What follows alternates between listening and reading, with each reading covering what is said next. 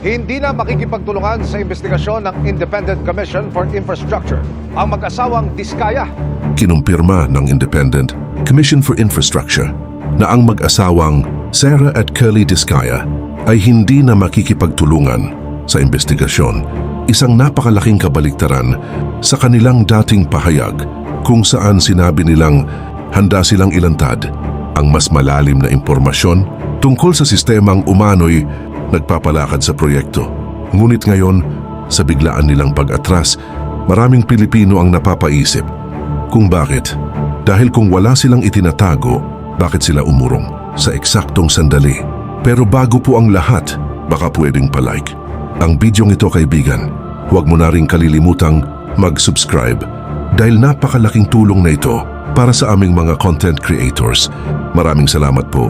Kung kailan nagiging mas malinaw ang mga dokumento, testimonya at posibleng pagkakasangkot ng mas mataas na opisyal, sabi ng ICI, tila hindi na sila willing magbigay ng karagdagang detalye. Habang ang DOJ naman ay nagsabing hindi pa raw ito opisyal.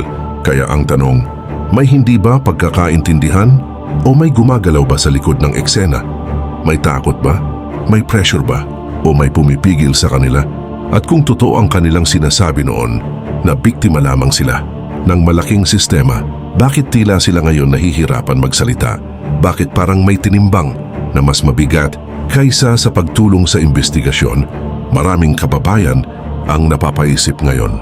May mas mataas bang pangalan na mas tinatago kaysa sa kanila? Sila ba ang dulo ng istorya? O sila lang ang harapang pambala? Natatakot ba sila na baka sila lang ang maparusahan habang ang tunay na utak ay makakalusot?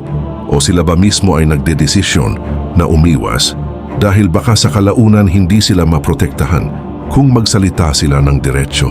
At habang naka-freeze ang ilang assets, nasususpinde ang mga kumpanya at humihigpit ang scrutiny, lumalakas ang panawagan ng publiko para sa malinaw na sagot. Hindi lamang mula sa kanila, kundi pati sa mga opisyal na sinasabi nilang nakikinabang sa bidding process. At ngayon, ang pinakamalaking palaisipan. Kung sa umpisa ay gusto nilang ilabas ang katotohanan, bakit ngayon tila sila lumalayo rito?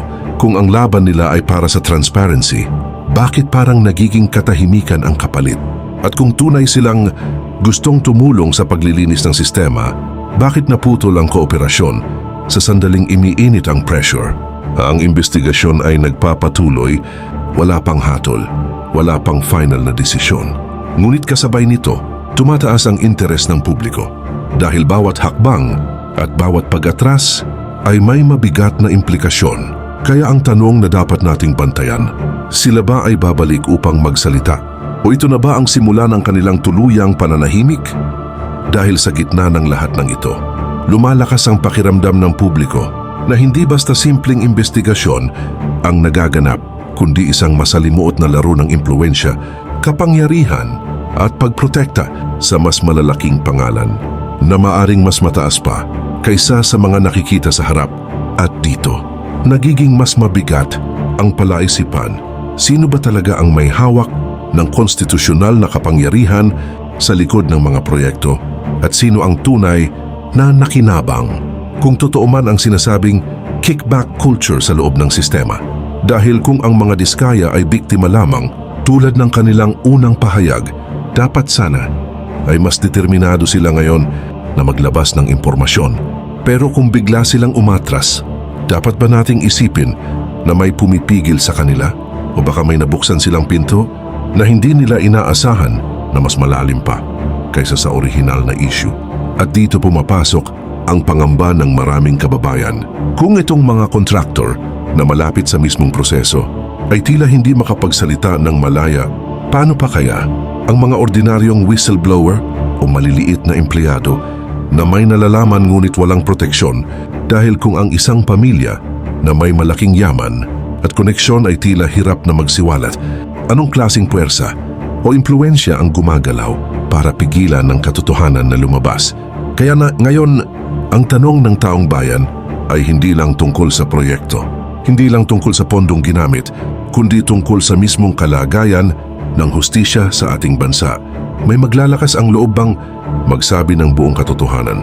Kung alam nilang maaari silang mapatahimik o may mga puwersa na nagdidikta kung hanggang saan lang ang kayang sabihin ng isang testigo at kung ganito kalaki ang presyur na nararamdaman nila.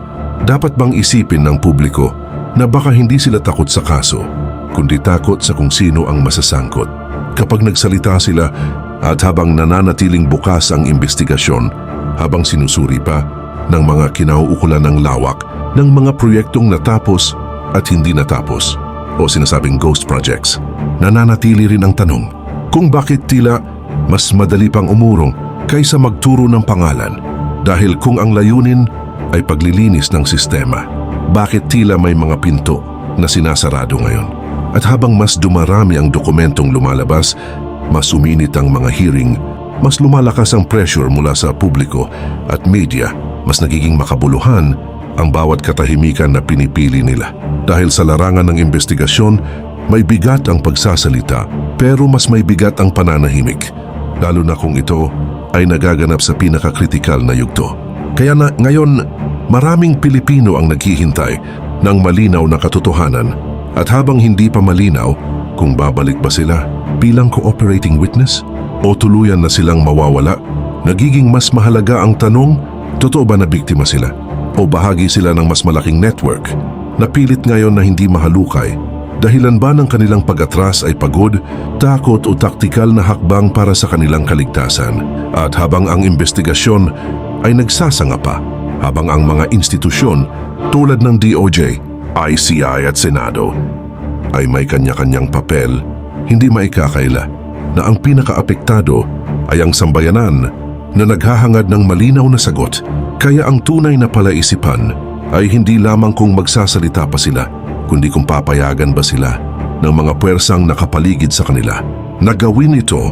Kaya habang patuloy silang nananahimik, mas lalo lamang tumitindi ang hinala. At habang tumitindi ang hinala, lalong lumalakas ang panawagan para sa katotohanan, pagdinig at pananagutan. At habang patuloy na may namumuong mga tanong sa isip ng mamamayan, dumarating tayo sa mas malalim na punto kung bakit napakahirap para sa isang sistemang dapat ay malinaw at transparent na mailabas ang buong detalye ng kung ano ba talaga ang nangyari sa likod ng mga flood control projects. Dahil kung titingnan natin, hindi lamang ito usapin ng kontrata o halaga ng pondo, kundi usapin ng tiwala sa pamahalaan, tiwala sa hustisya at tiwala sa mga taong humaharap sa publiko upang sabihin ang kanilang nalalaman na katotohanan. Dahil sa bawat pag-atras, sa bawat pag-antala at sa bawat biglang pagtahimik, unti-unting napupuno ang isip ng taumbayan ng mga tanong na hindi nila kayang sagutin. Kaya napipilitan silang bumuo ng sarili nilang interpretasyon kung bakit tila nagbabago ang posisyon ng mga taong una ay nagsasabing handa silang ilabas ang buong nilalaman sa sistema. Kaya nagiging mahalagang usisain kung ang dahilan ba ng kanilang pag-atras ay pagod lamang o ito ba ay isang senyales na mas malaki ang impluensya ng mga taong hindi nakikita sa entablado. Dahil kung ordinaryong kontraktor lamang sila, bakit tila napakalaki ng bigat ng bawat salitang bibitawan nila? At bakit parang may mga panahong nakikita natin na parang hindi na lamang sila gumagalaw ayon sa sarili nilang kagustuhan, kundi ayon sa dikta ng kapaligirang mas kumokontrol sa narrative kaysa dapat sana ay ginagawa ng ebidensya. Dito natin nakikita ang masakit na katotohanan tungkol sa klima ng pananagutan sa bansa. Madaling mangako ng transparency habang walang panganib, pero pag nagsisimulang madamay ang malalaki, biglang nagbabago ang lahat, nababawasan ang tapang at mas pinipili ng ilan ang kumapit sa katahimikan. Dahil ang pagsasalita minsan ay hindi lamang tungkol sa pagtuturo ng pangalan, kundi pagtawid sa linya na maaring magdala ng hindi inaasahang kabayaran. Kaya may ilan ngayon ang nagsasabing marahil ang tunay na laban ay hindi sa korte, kundi sa likod ng negosyasyon kung kaninong interes ang mapoprotektahan. At habang ang publiko ay naghihintay ng malinaw na paliwanag, mas lumilinaw na may dalawang uri ng katahimikan, ang katahimikan ng may tinatago at ang katahimikan ng may takot. Ngunit hanggang hindi nila binabasag iyon, mananatiling palaisipan kung alin sa dalawa ang kanilang pinanghahawakan. Sa ganitong sitwasyon, lalong lumalakas ang sama ng loob ng mga Pilipino. Dahil hindi lamang pera ng bayan ang pinag-uusapan dito, oras at kaligtasan laban sa baha, infrastruktura na dapat tumutulong sa mga komunidad at tiwala sa arkitektura ng gobyerno na sinasabing gumagarantiya ng serbisyo publiko, kaya sa bawat araw na lumilipas na walang paglilinaw mula sa kanila, unti-unting nabubura ang kredibilidad, hindi lamang ng mga individual na sangkot, kundi ng mismong mga mekanismo ng pamahalaan na dapat sana ay nagpoprotekta sa interes ng publiko. At dito nabubuo ang malaking takot kung ang prosesong ito ay magtatapos sa katahimikan. Ano ang magtutulak sa susunod na testigo, contractor o insider, na magkaroon ng lakas ng loob na magsiwalat dahil kung ang mensahe na makikita sa dulo ay mas ligtas, paulit-ulit na mauulit ang parehong kultura na nagluluwal ng ganitong klase ng kontrobersya. At sa puntong ito, hindi lamang ang ICI o Senado ang sinusubok, kundi pati ang pasensya at paniniwala ng publiko sa mismong idea na may saysay pa ang paglilitis dahil kung ang testimonya ay pwedeng umatras at mawala. Ano ang saysay ng pagharap nila noong una? Strategic ba ito? O senyales ito ng pressure na hindi nila kayang salungatin, kaya maraming ngayon ang nagtatanong, sino ang tunay na humaharang at sino ang tunay na pinoprotektahan? Dahil hindi normal na sa gitna ng investigasyon ay biglang mawawala ang kooperasyon, maliban na lamang kung may mas malalim na dahilan na hindi pa nasasabi sa publiko.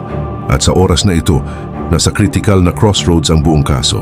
Kung magpapatuloy ang pananahimik, baka mas lumakas ang paniniwala ng tao na ang pinakamahalagang piraso ng impormasyon ay hindi pa nailalabas at baka ang katotohanan ay hindi nawawala. Pero ang tanong, kanino paborang kaya ito?